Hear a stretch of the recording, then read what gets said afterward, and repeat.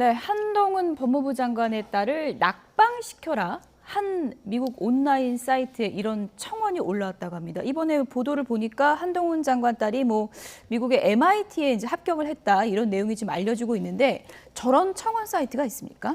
있나 봐요. 예. 그리고 거기에 10,000명 넘게 이제 동의를 한다고 하는데 이 광기 어린 팬덤의 국가 망신이라고 생각을 합니다.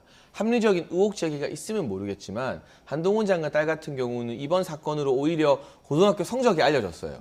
미국에서도 경쟁이 굉장히 치열한 명문학교를 다녔던 것 같은데 내신 만점이었다.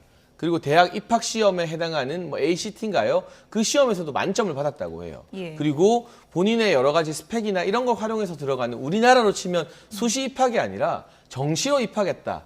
입학 제도가 완벽히 미국과 한국이 일치하진 않겠지만 그런 이야기가 지금 다 나오고 있잖아요. 거기에 대고 정시로 입학했는데 이런 의혹을 제기하는 게 무슨 의미가 있겠습니까? 저는 의혹을 제기는 할 수 있지만 청담동 술자리 같은 무턱대고 가짜뉴스에 부안해동해서는 안 된다라는 생각이 들고요. 예. 이 부분은 참 대한민국의 일원으로서 민망스러운 예. 일이다. 우리나라 온라인 강성 팬덤의 안 좋은 문화, 잘못된 단면을 우리가 굳이 미국까지 가서 전시할 필요가 있나 하는 생각이 듭니다. 한동훈 법무부 장관 인사청문회 당시에 이제 한동훈 장관 딸의 그 논문 대필 예. 문제가 이제 불거진 바 있고 그렇죠. 이것을 이제 도화선으로 청원 사이트뿐만 아니라 투서까지 지금 예일대나 하버드대에 보내고 있는 상황이라고 하거든요. 또 이제 진보 진영의 지지자들은 조국 전 장관 딸하고 형평성이 안 맞는 게 아니냐 이런 주장도 하고 있더라고요. 그러니까 저는요. 이런 시도들이 합리적으로 이렇게 이루어지면 저는 좋겠어요. 그거를 합리적인 수준을 넘었으면 어떻게 되냐면 이게 사적 보복이 되는 거거든요. 예. 그럼 사적 보복은 근대 시민이 갖춰야 될 시민의 덕목이 아니에요.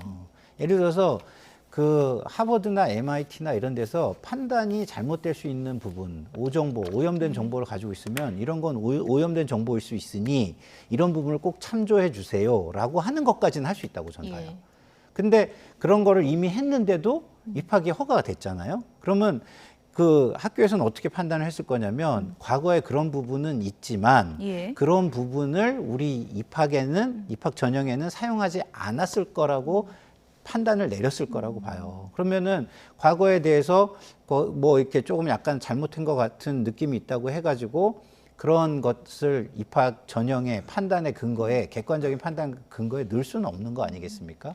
그러면은 그 판단을 존중하는 게 맞는데 이걸 또 청원이라는 걸 통해서 여론을 일으키고 여론을 압박하고 그리고 학교에다 영향을 못 주면 정치적으로라도 영향을 주려고 하는 시도 이거는요 저는 근대 국가가 만들어진 어떤 정체성하고 전혀 맞지 않는 방식이다. 그래서 좀 더 다른 사람들이 이해할 수 있고 동의를 해줄 수 있는 방식으로 본인의 의견을 관철해 갔으면 좋겠고 근대 시민의 걸맞게 제도를 통한 해결 이거를 좀 강구했으면 좋겠다 이런 아주 부탁을 드립니다. 간략하게요.